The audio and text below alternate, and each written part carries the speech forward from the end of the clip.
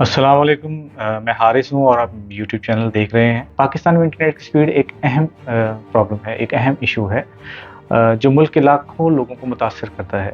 इसमें आप अगर डेली वर्किंग वाले जो लोग हैं इसमें हमारे काम में काफ़ी ज़्यादा प्रॉब्लम होती है, फिर एजुकेशन में और एंटरटेनमेंट में। ऑब्वियसली जब आपकी इंटरनेट स्पीड नहीं हो रही होगी ना आप ऑनलाइन क्लासेस ले सकते हैं, ना आप कोई अपने ईमेल सेंड कर सकते हैं, ना आप कोई मूवी देख सकते हैं, ना कोई आप कोई भी काम ऐसा जो आपका इंटरनेट से रिलेटेड है वो आपका स्टक हो जाता है।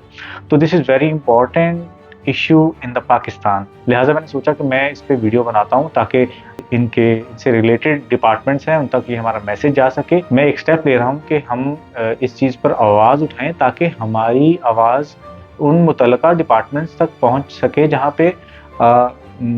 पे हमारे इस इशू को रिजॉल्व किया जाए। The first point is internet speed in Pakistan. ओकला speed global index के मुताबिक पाकिस्तान इंटरनेट की रफ्तार के लिहाज से 180 ममालिक में से 128वें नंबर पर है। जिसमें जिस तरह पाकिस्तान में download speed, average download speed जो है वो 11.03 एमबीपीएस और अपलोड स्पीड जो है वो 9.40 एमबीपीएस है, जो ग्लोबली एवरेज स्पीड से नहायत ही कम दर्जे पर आती है।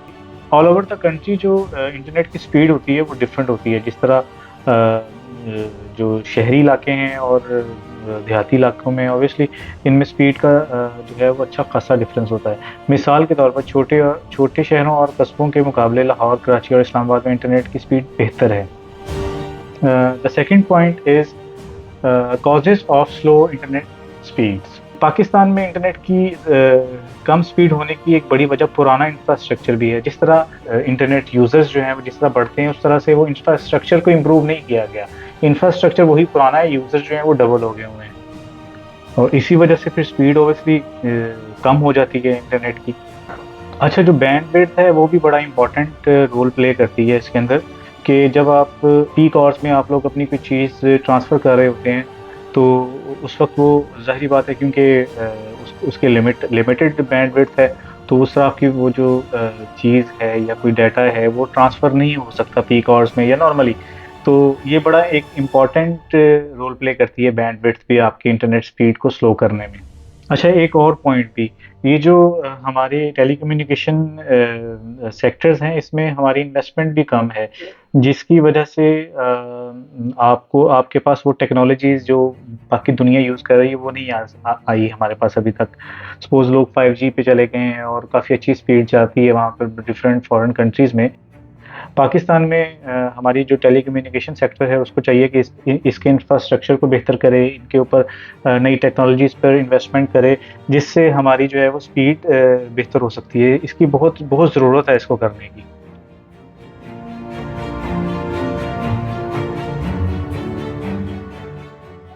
The third point is impact on daily life.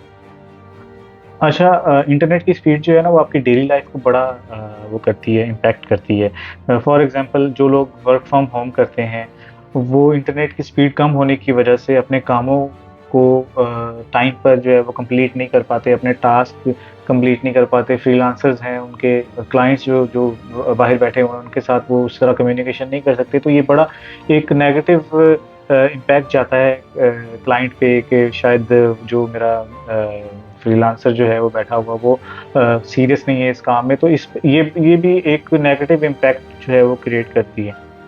और जो ऑनलाइन एजुकेशन ले रहे होते हैं हमारे स्टूडेंट्स जो हैं वो डिफरेंट आउट ऑफ कंट्रीज से पढ़ रहे हैं, जैसा चाइना है और बाकी काफ़ी कंट्रीज से वो ऑनलाइन क्लासेस ले रहे हैं।